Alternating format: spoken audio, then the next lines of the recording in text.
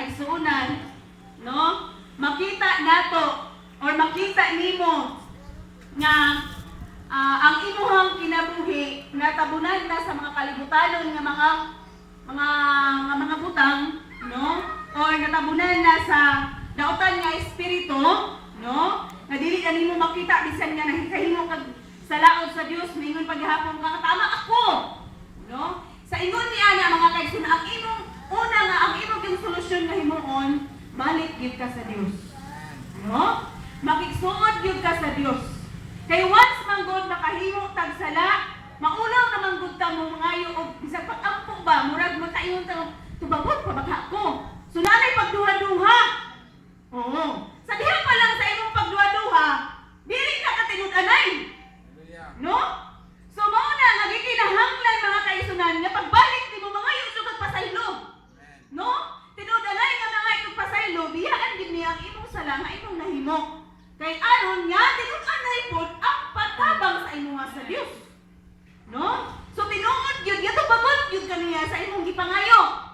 No? Kung saan man niya pagtubag na mismo ikaw, wala ka, no? Ang imong kasing-kasing nagduha-duha pa, no? So gikinahanglan mga kaigsuonan nga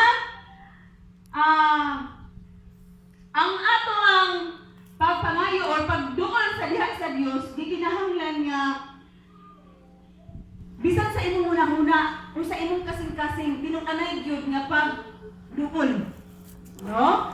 Nga imong yung i-sumiter tanan o itugyan tanan sa iyaha. Ayaw kong ina nga na kay gihimo nga sala diha nga musimba ka. Okay man, musimba ka padayon ka kay ano man. Pero lisod gyud siya. Tinaagi pagduha-duha. No? Dili gyud siya ingon nga ang gikinahanglan man gyud sa Dios nga isumiter gyud nimo tanan. Itugyan nimo tan bisan ang imong tibok nga kinabuhi itugyan nimo sa iyaha. No? Kay wala mang gilain nga mobiya sa imuha kun dili ang Dios lamang. Hallelujah.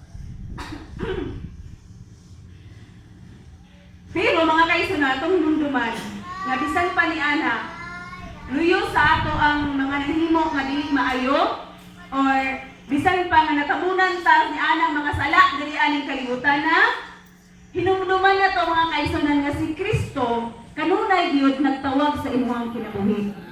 Amen? Amen? No? Kita mga kaisunan, bisan pag nakahimo tag dili maayo, si Kristo kanunay gyud siya nagtawag kanato. No? Bisan pa ni ana nga mga imong nahimo nga mga sala or mga buhat sa daotan diri aning kalibutan na, si Kristo kanunay gyud siya nagtawag sa gihapon sa imuhang kinabuhi.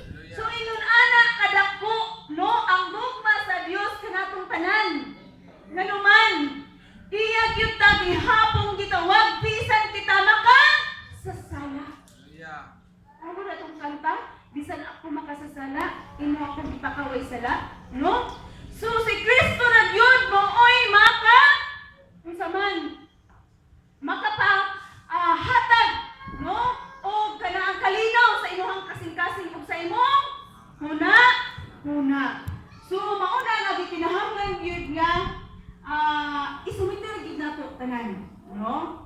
Kay ang gugma sa Dios matud pa wala gyoy kinutuban. So naingon diha sa Salmo 119:18 na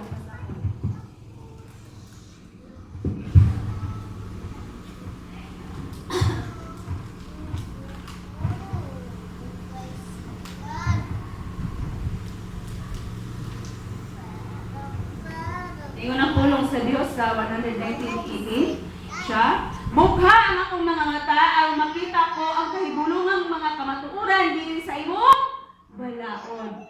So gikinahanglan nga ang atong mga mata kinahanglan nga bukha gid siya, kinahanglan nga makakita gyud sa tinuod nga kamatuoran o tinuod nga balaod sa Dios. No? Iyon siya nga bukha ang akong mga mata aron makita ko ang mga katingalahan, no? Na gikan sa imong ngalan. So igsoon gikinahanglan nga lihiyon gid nato ang Ginoo, no? kinahanglan nga ipasakop gyud nato ang atong hunahuna ug itugyan ang tanan nga diha sa Dios aron nga kung unsa man ang nagduta sa imong kasing-kasing sa diha mulingi ta sa Dios o sa diha nga ipasakop nato ang atong kinabuhi ang atong kaugalingon diha sa Dios, no? Ang Dios magahatag kanato og kahayag, no? Ang kamaturan maoy nagpakahayag o musidlak pag-usab sa imo kasing. So, maunay pasidlakon sa Dios, no? Ang imong kasing-kasing nga dili maayo iyang pulihan nga pulihan